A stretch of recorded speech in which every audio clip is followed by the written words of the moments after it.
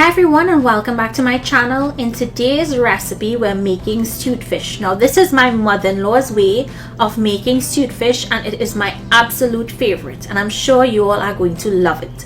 So let's jump straight into this recipe. Let me show you how easy it is to make.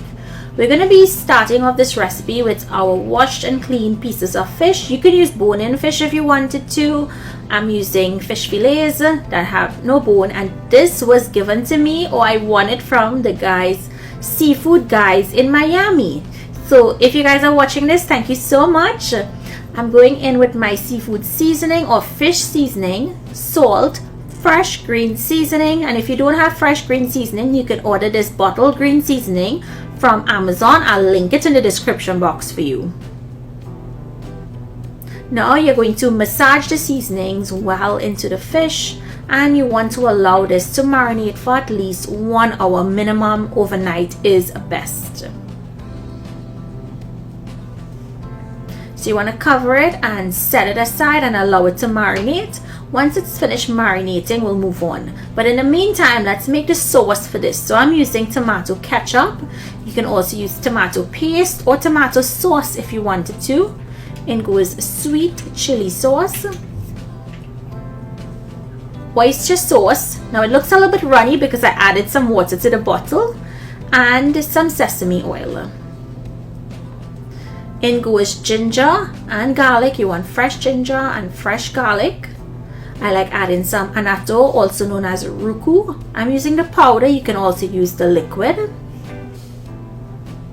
I'm going to give it a little mix, and I'm going to add in about 1/4 cup of water. If you wanted more water to make it saucier, of course, by all means, you can add more.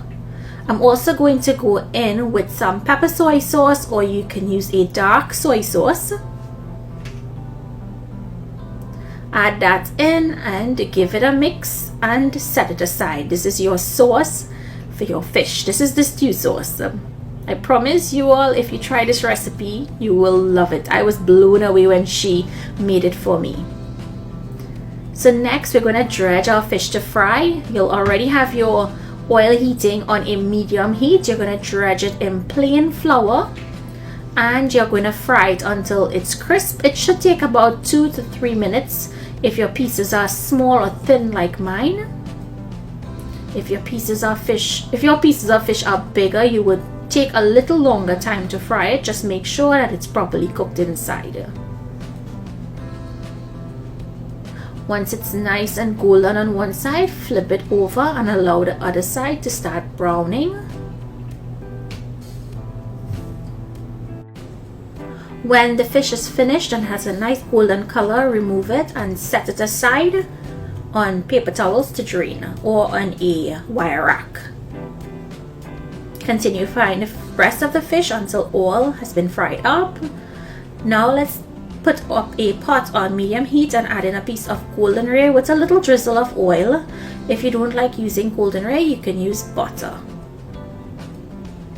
Then goes sliced onions and sliced sweet peppers along with some pimento peppers, and season with a little salt. If you're watching the salt content in your diet, you could omit that salt because golden ray does have salt. We're going to saute this for about 1 minute, and then add in the sauce that we made. Add in some chopped tomatoes and give that a mix and bring this up to a simmer. Now once it comes up to a simmer, you're going to add in your pieces of fried fish. Nestle it in, and you're going to turn it to coat the pieces of fish in that delicious sauce. Now this just needs about 2 more minutes of cooking, and then it will be ready. You want to taste and adjust your salt. Garnish with some freshly chopped scallions, and I like serving this with some boiled and fried provision or some simple boiled dasheen, not even fried, just simple boiled dasheen. The sauce is everything for this recipe. I hope you guys enjoyed today's recipe. Make it, comment down below, let me know what you think. Thank you for joining me today, and I'll see you in my next video. Bye!